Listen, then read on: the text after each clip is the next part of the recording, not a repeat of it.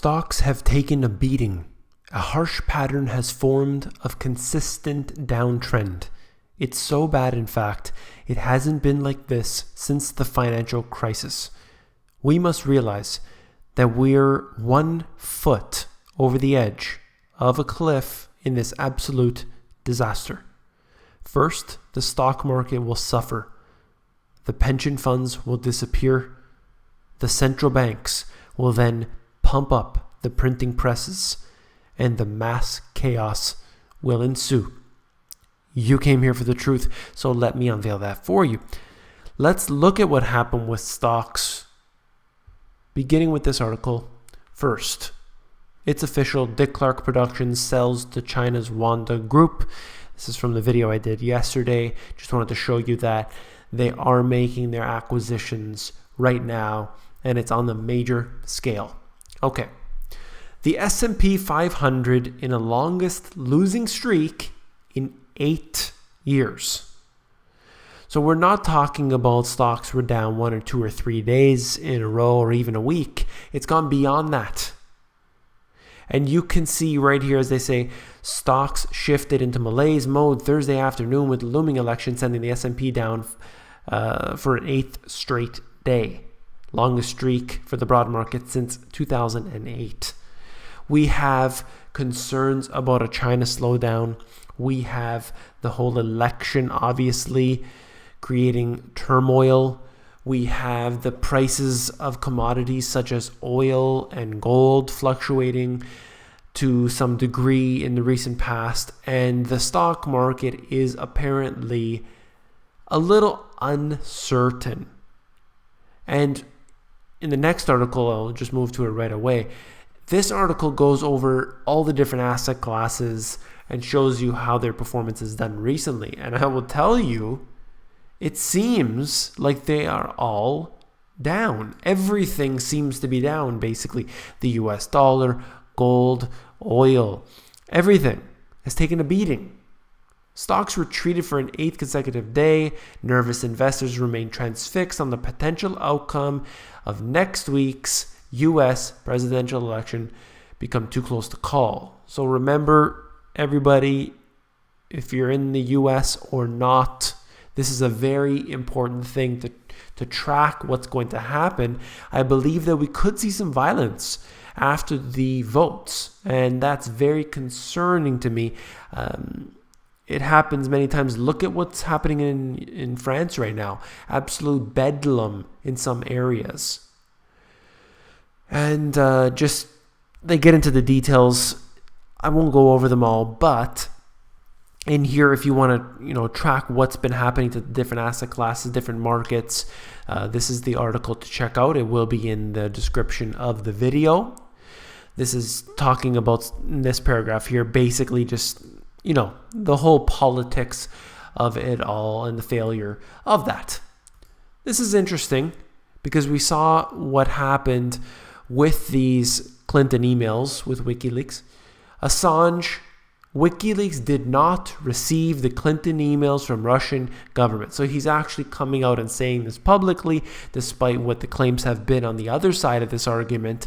Assange, who, we definitely don't know if he's necessarily telling the truth or not, but he has publicly come out and said that, look, they're not from the Russian government. This is another source. Interesting to say the least. And Venezuela. Venezuela is destroyed. Venezuela will be something that we will be referring to as one of the most damaging and destructive pieces of history. As Venezuelans struggle with widespread shortages in everything from basic foodstuffs to toilet paper, the socialist nation's defense minister announced the military will take control of the distribution of all medical and surgical supplies managed in all hospitals. What does the military need to do with this? And that is when you have lost control. They have completely lost control. The military is stepping in. They are on the streets. They are taking care of things. And this is when you know that it has gone from bad to worse. And right here, they just said, to guarantee that these medicines and supplies get to the patients efficiently and are neatly distributed and assigned. I believe that this is their way of hoarding it for, giving it to those that they want. They are struggling. The whole government is struggling. I'm sure there are a few people who are well off. However, very quickly, in fact, the middle class gone, lower class gone, and those who are in sort of that upper middle class or even the wealthier class will be evaporated. Their wealth will be evaporated very soon at this rate. Moving on here. Homelessness. This happens to be, I've showed you San Francisco just yesterday, I believe it was. And now we're looking at New York. The number of homeless people living in New York City has reached a record high. Does that surprise anybody? I know I have a lot of people on here that are from New York, and I'm sure you see the homelessness all the time. I know Toronto, despite the numbers that they put out, is filled with homeless, and it's really bad. It is a situation that cannot be denied. You have these shelters which are maximum capacity, and you have the poverty statistics, which I find very interesting. I've covered it on the channel, and I believe I mentioned it in the new book, or I will mention in the new book, that they're able to fudge the numbers in such a way that they're poor, they are below the poverty line, they can't make ends meet, but technically, if you look on the actual figures, they're not below the poverty line, they're not poor, yet they can't make ends meet. And that's the way they do this with the unemployment numbers. They do the same thing with the ridiculous inflation numbers, and what do we expect, right? But this here, homelessness being an ultimate sign of how things are moving along. If you found this video informative, please give me a thumbs up.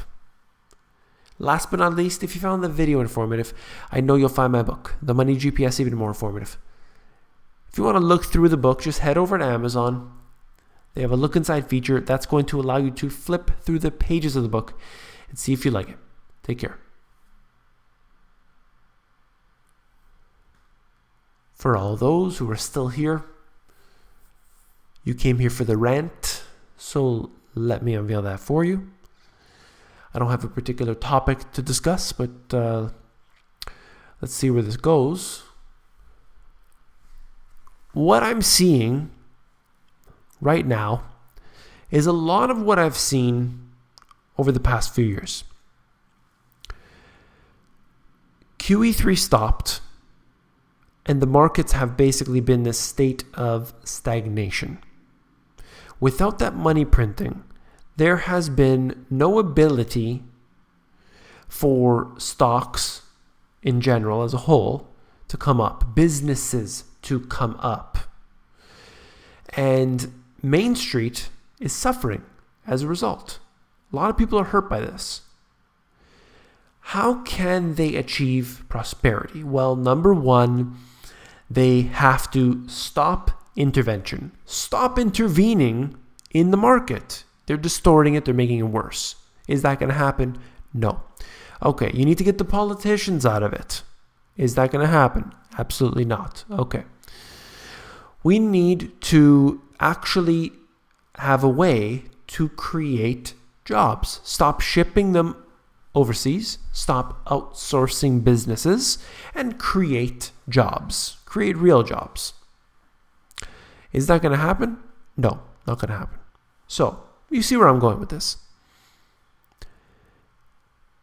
You have to then take matters into your own hands. Everyone wants the government to do the hard work, make money for them, put it in their banks, and they could spend it and live like kings. That would be nice. It's a great thought there.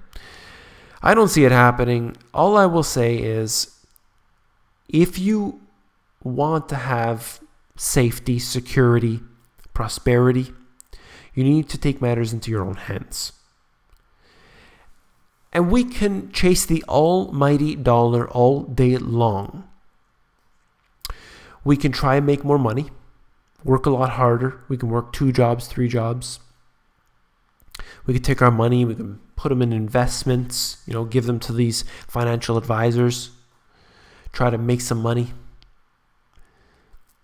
Or we can maybe do some of those things, but we can reduce our expenditures. We can reduce them down to as close to zero as possible. That's the goal anyway. With becoming self-sufficient, I've devised what I call the money GPS strategy.